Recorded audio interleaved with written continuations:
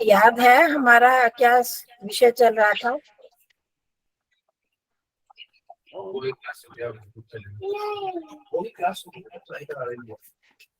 सबको याद है हमारा क्या विषय चल रहा था? दीदी वो था सुखानुशयी रागः।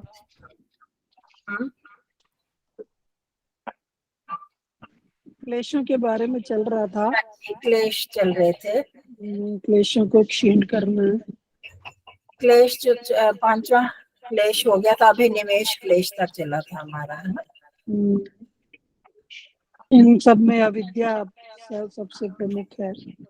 हाँ जी, आपने बताया था ना कि इन पांचों क्लेशों में अविद्या सबसे बढ़कर है। हाँ, क्षेत्र उत्तरे श्याम, अविद्या सभी जड़ है। तो अविद्या अगर होती है तो सारे क्लेश आ जाते हैं। अगर हमारी अविद्या दूर हो जाए तो क्लेश भी नष्ट हो जाएंगे धीरे धीरे। तो मुख्य हमारे साधना का उद्देश्य, योग दर्शन पढ़ने का उद्देश्य, इस ध्यान करने का उद्देश्य है अपनी अविद्या को नष्ट करना। तो ये आवाज ना वो दीदी दो एको माइक कर रही है, शकुंतला जी तो का आप म्यूट करवा दीजिए सबको। हाँ जी, हाँ, सबके जिनके भी ऑन है अपने आप ही करती हूँ।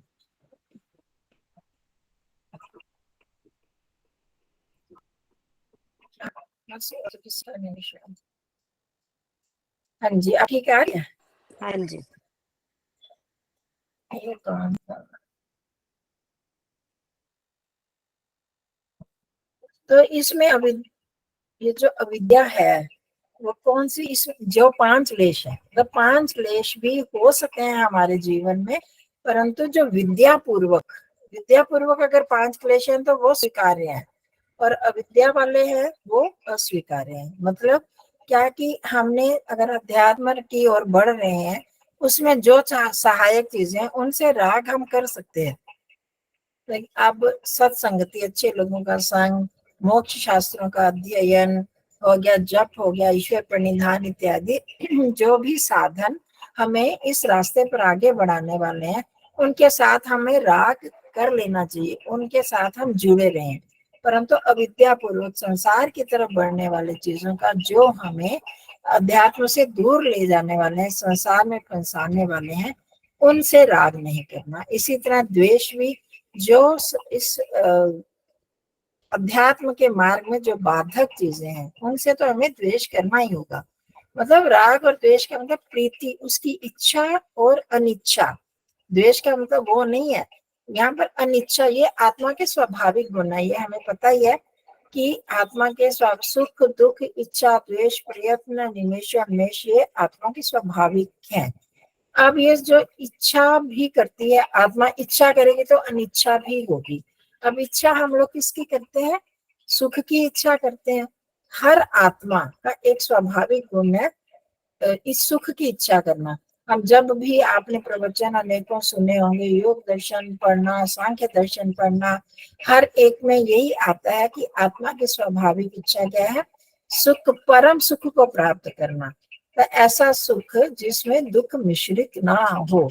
तो इसीलिए सांख्य का पहला ही सूत्र क्या है? अत त्रिविध दुख अत्यंत निवृत्ति अत्यंत पुरुषार्थ। सभी तीनों दुखों से अत्यंत निवृत्ति ही अत्यंत पुरुषार्थ है, ये पहले श्लोक में कहा। तो कहने का मतलब कि दुखों से निवृत्ति चाहता है आत्मा, चाहेगा तो दुखों से द्वेष हो गया। अब कौन से दुखों से? जो दुख हमें इस सुख से हटाने वाले हैं, जो अध्यात्म के रास्ते से हटाने वाले हैं, वो हो गए, वो है असली दुख। संसार में अब हम सत्संग में जा रहे हैं, कहीं पर ध्यान के लिए बैठ रहे हैं, उस समय भी हमें दुख होता है ना, शरीर में दुख होता है, बैठा नहीं जा रहा है, इतनी देर सीधे बैठो, हम लेटने का मन हो रहा है तो नहीं हम बैठ पा रहे हैं, तो हमें लगता है कि ये दुख है, परंतु वो दुख जो अविद्या पूर्वक दुख है। तो हमें उस दुख को दूर करना है जो कि हमें संसार की तरफ ले जाने वाले, जो हमें अध्यात्म में जलते हुए भी हमें कुछ दुखों को सहन करना पड़ता है, जिसको हम तप कहते हैं, है ना? ये भी बात हमने की थी। तप किसे कहते हैं? जो अच्छे रास्ते पर चलते हुए द्वंद्वों को सहन करना, सुख दुखों को प्रसन्नता पूर्वक सहन करना, ये तप हो जाता है, ये दुख नहीं होता। तो हमें ये सारी चीजें समझते हुए भी कि राग किससे करना है, आपने अगर ध्यान से पढ़ा हो, जिसने ये पढ़ी है व्यवहार भानु, तो उस व्यवहार भानु में ऋषि, मैंने शायद पहले भी इसको कोट किया था, आप लोगों को बताया था, ऋषि दयानंद जी ने लिखा है एक जगह कि हमने अगर राग करना है तो उन चीजों से करना है। हाँ, ये देखो आ गया, बुरे व्यवहार भानु में क्या लिखा है, बुरे कामों पर क्रोध, हमें क्रोध नहीं करना चाहिए, पर बुरे कामों पर क्रोध करना है। विद्या ग्रहण में लोभ करना है, विद्या ग्रहण का राग समझ लो, लोभ समझ लो। सज्जनों में मोह, जो सज्जन पुरुष है उनके साथ हम जुड़ेंगे, मोह करेंगे, तभी हमें उनसे विद्या प्राप्त होगी। बुरे कामों में भय और अच्छे काम ना होने में शोक करना, ये आत्मा को बढ़ाने वाली चीजें हैं। इसके उल्टा अगर हम करते हैं, बिना किसी बात पर अच्छे कामों को करने में भी क्रोध आता है, वो नहीं करना। तो संक्षेप में मतलब कि जो विद्या पूर्वक, जो विद्या को हमारे बढ़ाने वाले हैं, अध्यात्म की तरफ ले जाने वाली चीजें हैं, अगर उनमें हमारा वो क्लेश जो है वो हमें नुकसान नहीं करेंगे, संसार की ओर फंसाने वाली जो क्लेश और ये जो पांचों क्लेश है वो हमें हानि पहुंचाते हैं। तो इस रास्ते पर चलते हुए हमें ये भी सोचना है कि विद्या पूर्वक तो हम इन चीजों को कर सकते हैं, अविद्या पूर्वक नहीं कर सकते, तब हमारे क्लेश धीरे धीरे दूर होते जाएंगे। अब आगे बात आती है कि इन क्लेशों को दूर कैसे किया जाए। हमने पहले आप पढ़ा था, सूत्र पढ़ा था ना, याद है किसी के, क्लेशों के 4 अवस्थाएं, ये दूसरा ही सूत्र था इस अध्याय का।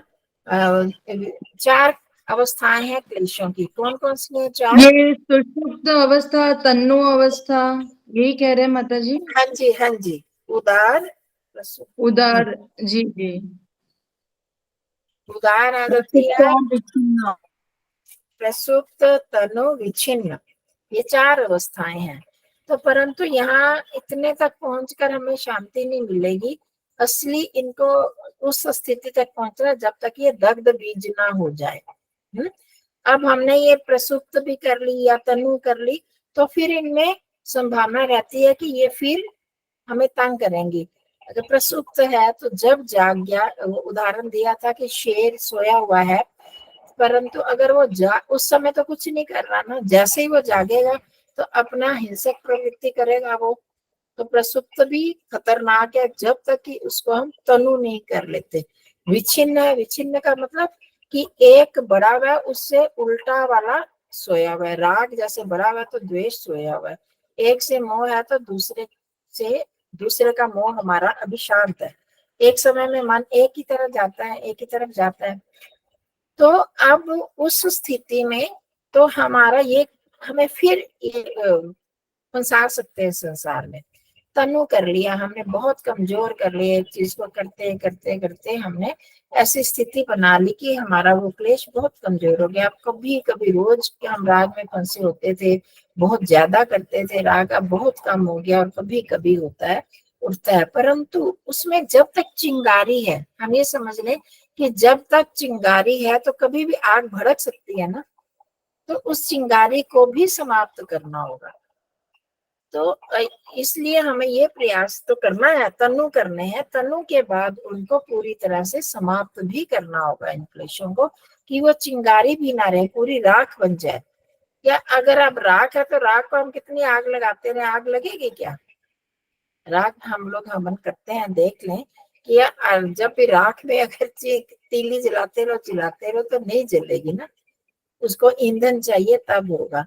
तो अब वो जो स्थिति है वो लाने के लिए हमें इन क्लेशों को दग्ध बीज करना होगा। दग्ध बीज का शायद अर्थ पहले भी, दग्ध होता है जला हुआ, बीज कोई भी फसल तब उगती है या पेड़ वृक्ष तब उगता है जब बीज को हम बोते हैं। बीज बो देते हैं, पृथ्वी पर अगर पड़ा रहता है तो कभी भी जब अनुकूल वातावरण मिलता है तो वो उग जाता है ना। अब हम देखते हैं घर में हमारे आलू अरबी वगैरह पड़े रहते हैं, तो जैसे ही मॉइस्चर वाली वो आता है मौसम, तो उसमें फुटाव आ जाता है। अनुभव किया आप लोगों ने, देखा है, ये सबका एक्सपीरियंस होगा। तो उनमें भी फुटाव आने लगते हैं, क्योंकि अभी उसमें उगने की शक्ति है, तो वो फिर उग सकते हैं। तो इसी तरह जो ये भी बीज है ना, आलू अरबी वगैरह, इन्हीं को ही काट काट कर लगाया जाता है, तो अनुकूल वातावरण में उग जाते हैं ये। तो बिल्कुल इसी तरह हमारे अंदर क्लेश का बीज भी पड़ा होगा। तो जैसे ही अनुकूल वातावरण मिलेगा, अनुकूल वातावरण क्या था, आलंबन कोई मिलता है। आगे हमारे चौथे पाद में आता है, उसका एक सूत्र आता है, शुरू याद नहीं आ रहा शब्द। तो वो जो चार कारण होते हैं, जिन कारण हेतु, एक तो हेतु होता है, किस हेतु से हम ये कर रहे हैं। उसके बाद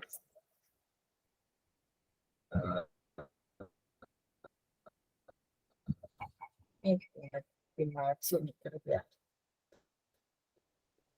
हेतु, फल, आश्रय, आलंबन, ये चार चीजें जिनसे हमारे संस्कार जो फिर उगाते हैं। हेतु तो कोई भी जो कारण, मन जब तक हमारा सक्रिय है, मन में ये वृत्तियां बैठी हुई है, तब तक ये संस्कार उग जाएंगे। फिर हेतु आ गया। फल, कोई हमें सांसारिक कोई भी इच्छा, यश की, धन की, और कुछ भी पद प्रतिष्ठा की, जब तक ये इच्छा है मन में, तब तक ये फिर उगेंगे। और हेतु, फल, आश्रय, उसका कोई आश्रय, आश्रय क्या है, चित्त ही आश्रय है, तो वृत्तियां जो आती हैं। और आलंबन, उसके अनुकूल वातावरण। ये जब चार चीजें जब होती हैं, तब हमारे संस्कार जो प्रस्फुटित हो जाते हैं, उदार बन जाते हैं। तो इन सबको जब तक हम नहीं हटाएंगे, पूरी तरह से दग्ध बीज हो जाए कि क्या करते हैं कि बीज को, चने को, जैसे भुने हुए चने हैं, एक कप चने को हम अगर जमीन में बो दें और पानी भी मिल जाए, उसको खाद मिल जाए, तो वो क्या होगा, उगाएगा।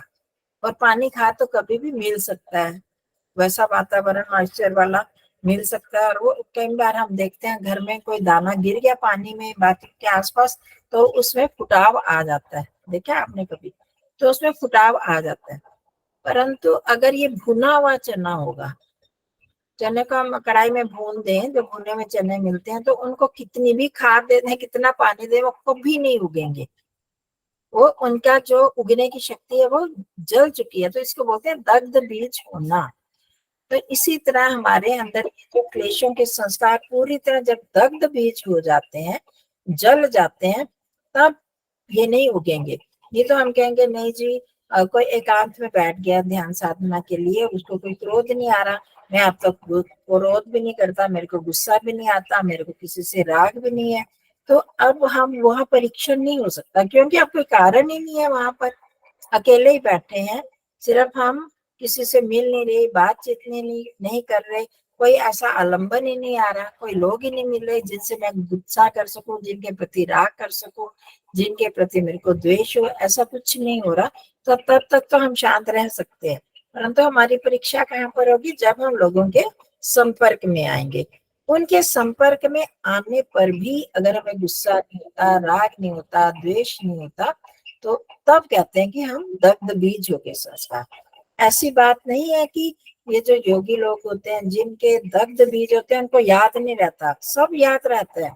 उनको ये पता है कि चोरी करना गलत काम है, राग करना गलत है, इसको राग कहते हैं, इसको द्वेष कहते हैं, ये चीजें तो सब याद होती हैं। परंतु वो कैसा भी वातावरण होने पर, अनुकूल वातावरण होने पर, बहुत सुख मिलने पर या बहुत दुख मिलने पर भी ना उनको राग होता है, ना उनको द्वेष होता है। सुखानुशय राग हमने पढ़ा, दुखानुशय द्वेष पढ़ा।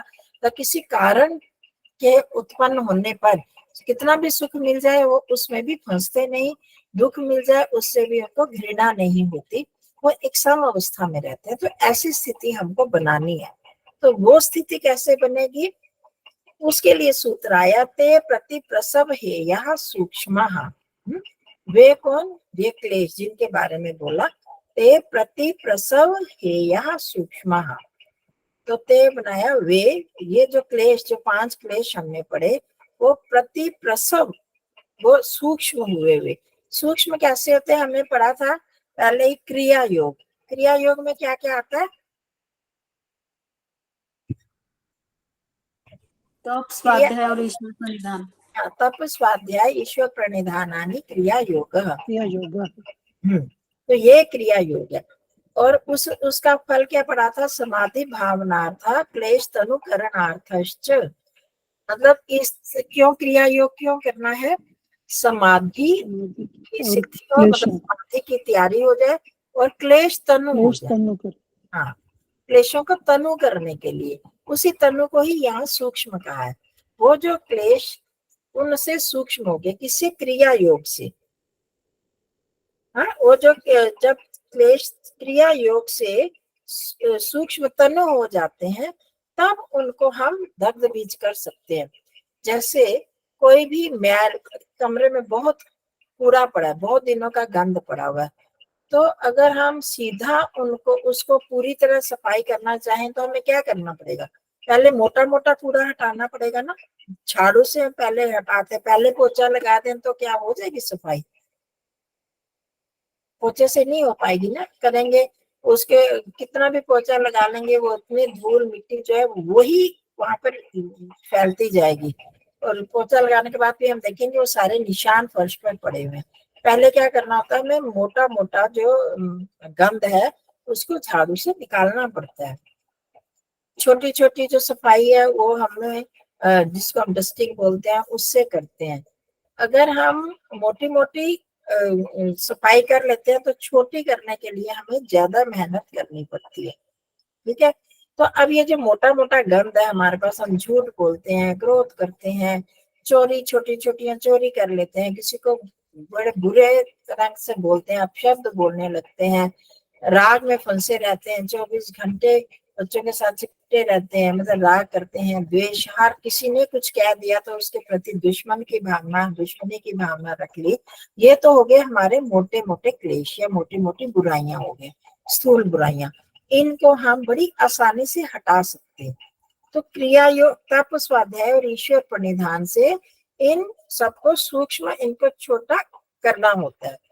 कमजोर कर लिया इनको। फिर जब कमजोर कर लिया तो अब उन सूक्ष्मों को हमने फिर दग्ध बीज तब बना सकते हैं। अगर आज ही हम कहें कि हमारे में इतनी बुराइयां, हमारे में बहुत चंचलता है, बहुत दुनिया में जाने की हमारी इच्छा है, और एकदम हम अपने आप को बंद कर लें, अगर हमारी जैसे आदत है कि इधर से बात करनी, उधर जाना, आज हमको कोई कहे कि आप आदर्शन मौन में बैठ जाओ 1 महीने के लिए, 1 साल के लिए, संभव हो पाएगा? नहीं बैठ पाएंगे ना। क्या करें हम? अंदर बैठ के करें तो करें क्या? पागल हो जाएंगे, हो जाके डिप्रेशन में चले जाएंगे अकेले। देखो कोरोना में जब हुआ था, लोग मिलते नहीं थे एक दूसरे से, तो कितने लोग डिप्रेशन में जाने लगे थे, जबकि अभी परिवार के सारे लोग भी होते थे, बाहर नहीं जा पा रहे तो भी डिप्रेशन में चले गए। तो इसी तरह अगर हमें एकदम कोई कहे, क्योंकि हमारी वृत्तियां बहुत बिखरी हुई हैं, सबसे मिलने की आदत है, दिन में कितनी बात करने की, अकेले बैठ ही नहीं सकते, नहीं तो टीवी देख लो, नहीं तो ये कर लो, कुछ ना कुछ हमें साथी चाहिए, फोन पर ही बातें करते रहो। तो ये करते करते अगर हमको एकदम कोई एकांत में बिठा देता है, कोई नहीं मिलेगा आपको, और चाहे हम अपनी मर्जी से ही बैठ जाएं तो भी नहीं बैठ पाएंगे।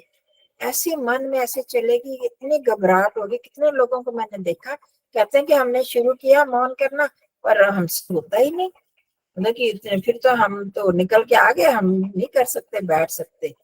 तो कहने का मतलब है कि पहले हमें क्या करना पड़ेगा, तैयारी करनी पड़ेगी ना उसके लिए, कि हम दिन में इतने 10 घंटे बोलते हैं, हर एक से संपर्क में रहते हैं, तो धीरे धीरे 1-1 घंटा, जैसे पिछले दिनों में शायद बात हुई थी कि 1-1 घंटा हम मौन रखना शुरू करें, 1 घंटा नहीं बोलेंगे, 1 घंटा ये काम नहीं करेंगे। ऐसे अगर हम करते हैं तो धीरे धीरे क्या होगा, हमारा वो क्लेश, बातों करने का जो राग है वो हमारा धीरे धीरे तनु होता जाएगा। पहले से प्रसुप्त होगा, फिर तनु होता जाएगा, धीरे धीरे कमजोर हो जाएगा। अब हाथी, ये इन जानवरों को जब ये लोग पकड़ते हैं शक्तिशाली, तो एकदम ऐसे थोड़ी पकड़ लेते हैं, उनको भी उस तरह से कमजोर किया जाता है। उनको कुछ दिन खाना नहीं दिया जाता, फिर पकड़ में आते हैं, शेर, चीते वगैरह। तो इसी तरह हमारी जो वृत्तियां हैं जानवरों से भी अधिक शक्तिशाली, उनको भी कमजोर पहले करना पड़ेगा, तब ये दग्ध बीज की तरफ जाएंगी। तो हमें इसलिए तप, स्वाध्याय, ईश्वर प्रणिधान ये करना है। तब कैसे करेंगे कि आज मैंने मेरा जिस चीज को खाने के प्रति राग है उसके लिए नहीं, आज मैंने 5 दिन तक वो चीज नहीं खाऊंगी। ऐसे अगर हम कर लेते हैं, एक संकल्प करते हैं, तो हमें देखेंगे कि उसके प्रति उतना राग हमारा कम होता जाएगा। इतना गुरु जी करवाते होते थे, इतना मीठा नहीं खाना, इतने दिन मीठा छोड़ दिया, इतने दिन नमकीन छोड़ दिया, नमक, ऐसे करते करते धीरे धीरे फिर हमारी जो उसके पर राग की वृत्ति है वो कमजोर होती जाती है। जब कमजोर हो जाएगी तब हम उसको दग्ध बीज कर सकते हैं कि सामने भी वो वस्तु आ जाए तो भी हम खाने का हमारा मन नहीं होगा। इसी तरह से ये सारे क्लेशों की बात भी इसी तरह ही है।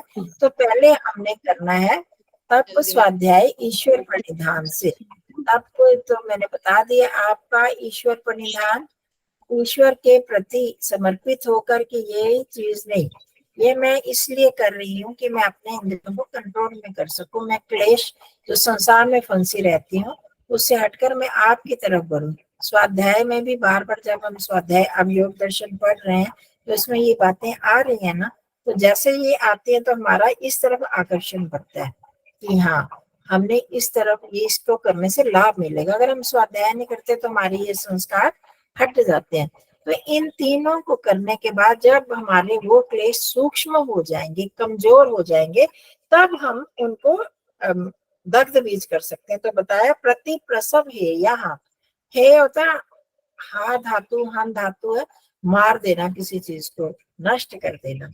तो प्रति प्रसव, वो एक तो प्रसव तो आपको पता है, प्रसव वेदना ये तो सबको पता है, जब कोई उत्पन्न होता है तो उसको प्रसव बोलते हैं। अब जब प्रति प्रसव मतलब उल्टा उल्टा उल्टा चलते जाते हैं। क्या जैसे प्रकृति से, मूल प्रकृति से सारा संसार बना, तो यही संसार जब पंच महाभूत फिर पंच तन्मात्राओं में मिल जाते हैं, अहंकार में, महतत्व में और फिर सत्वरतम में, इसको बोलते हैं प्रति प्रसव, उल्टी चाल, उल्टा क्रम। तो ये भी जो हमारे उल्टे हुए हुए जो ये कमजोर हुए हुए संस्कार हैं, ये जब प्रति प्रसव हो जाएगा तब लय हो जाएंगे, तब ये खत्म हो जाते हैं। प्रति प्रसव क्या है, अब हमने इस संदर्भ में समझा, हमारा चित्त में जो वृत्तियां उठती रहती हैं ये प्रसव को पैदा करती हैं, और इच्छाएं और इच्छाएं को पैदा करती हैं। तो हम जब उस चित्त में वृत्तियों को समाप्त करते रहते हैं, धीरे धीरे धीरे धीरे वृत्तियां हमारी बहुत कमजोर, बहुत कम हो जाती है, सिर्फ संस्कार रह जाते हैं, तो उसको बोलते हैं प्रतिप्रसव अवस्था। तब जो वृत्तियां कम तनु होकर फिर वो दग्ध बीज अवस्था में जाएंगी, जब हमारे चित्त में कोई भी कामना नहीं रहेगी, कोई भी इच्छा नहीं रहेगी, किसी के प्रति राग की कामना नहीं, द्वेष की कामना नहीं, अस्मिता कि मैं, समझ गए हम कि मैं इस शरीर से अलग हूँ, मन से अलग हूँ, बुद्धि से अलग हूँ, ये सारी जो चीजें वो मैं नहीं हूँ, ये मुझसे अलग है, मैं इन सब से अलग एक चेतन सत्ता हूँ। जब ये सब चीज हो जाएगी तो चित्त एकदम स्थिर होगा। वो स्थिति जब आती है तब हमारे संस्कार या ये क्लेश जो है दग्ध बीज तब होंगे। अब हमारी वो स्थिति तो थोड़ी अभी कह सकते हैं कि असंभव से लगती है, बहुत कठिन लगती है। तो हमने करना क्या है, अभी अपने कोई भी एक संस्कार को लेते लेते हम अपना निरीक्षण रोज करें कि हमारा किसके प्रति राग अधिक है, किस चीज को, किस वस्तु को, किस व्यक्ति को, किस स्थान को मैं अपना ही मानता हूँ, ये मैं ही हूँ, मैं इससे अलग हो ही नहीं सकता, किससे मेरा द्वेष है, मृत्यु का मुझे कितना भय है। ये सब चीजें जब हम स्वयं अपने आप इनको करेंगे तब क्या होगा कि हमारे जो क्लेश है अपने काम नहीं कर पाएंगे। अगर क्लेश जब अपना क्रिया में रहते हैं तब उनसे फिर और वृत्तियां उठती जाती हैं। फिर अविद्या, इससे क्या होता है, सत्व रजतम दृढ़ होते हैं और इनके परिणाम स्वरूप ही हमारी ये सारी संसार की रचना होती जाती है। जिन्होंने सांख्य दर्शन पढ़ा, राग विरागयोर एवं सृष्टि, राग और विराग, जब हमें राग और द्वेष होते हैं उससे ही संसार बनता है। अगर हमारे मन में ये राग द्वेष खत्म हो तो ये संसार ही नहीं बनेगा। हम संसार बनेगा नहीं मतलब फंसेंगे नहीं संसार में। हमारा ये जाल जो बना रहता है, अब ये करना, अब ये करना, अब यहाँ जाना, अब इससे ये बात करनी है, ये क्यों होता है? राग और द्वेष के कारण। तो हमने अभी तो ये प्रयास करना है कि रोज चेक करें कि हमारी कौन सी वृत्ति अधिक है। कई बार हम ध्यान में करते हैं और सोचते हैं कि इस समय हम ध्यान कर रहे हैं तो हमारा ईश्वर के प्रति ध्यान जो हम कहा जा रहा है वो क्यों नहीं हो रहा, वो हम सोचें अपने आप में कि क्या कारण है, कौन सी वृत्ति उठी हुई है जो मुझे बाधा पहुंचा रही है। तो जब तक हम कहते हैं डायग्नोसिस नहीं होता, जब तक बीमारी का, तब तक उसका इलाज भी नहीं हो सकता। तो हमें भी अपने मन की बीमारी का पहले डायग्नोस करना है कि कौन सी वृत्ति, कौन सा क्लेश सबसे अधिक है मेरे में। अनित्य को नित्य समझ रहे हैं, नित्य को अनित्य समझ रहे हैं, या अशुद्ध को शुद्ध समझ रहे हैं, मतलब मूल कारण तो वही है।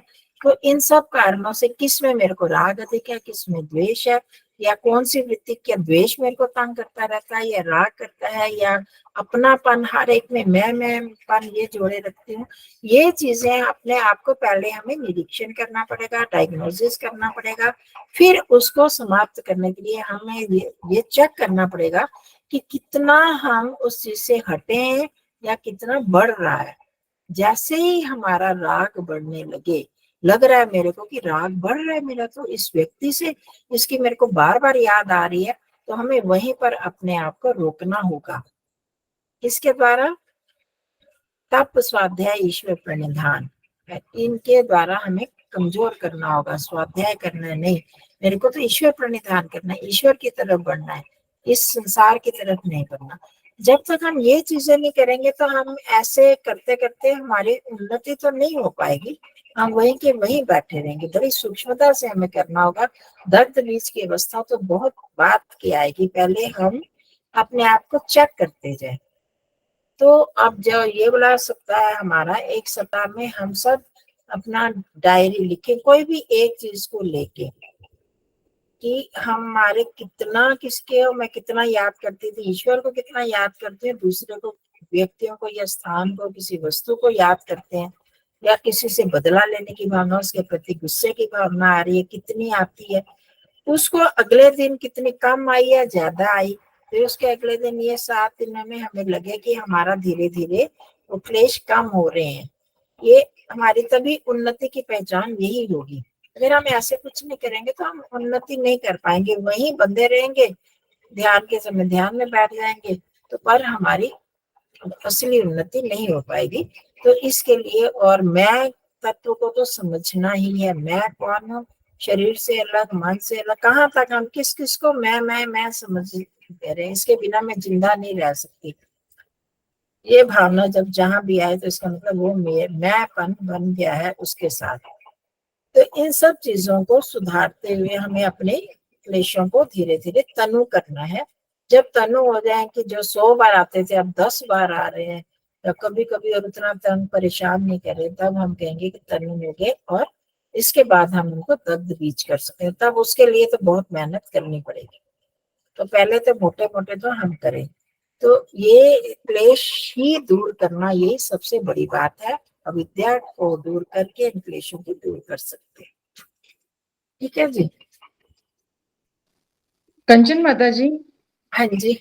मैं है ना योग दर्शन की क्लास में जुड़ूंगी। ध्यान की कक्षा में मेरी थोड़ी अनुकूलता कम रहेगी, क्योंकि मेरी जो बाई जो आती है ना वो 5:30 बजे के आसपास आती है, अच्छा। तो मुझे थोड़ा सा ये होता है। और ये क्या है कि 1-2 महीने के लिए ही है, फिर वो दोपहर में 3 बजे आना शुरू कर देगी। तो आप बस मुझे उसकी रिकॉर्डिंग भेज दिया करें, तो मैं 6 बजे बैठ जाया करूंगी, मतलब दूसरे दिन जैसे ही रेडी होती है वैसे। हाँ ठीक।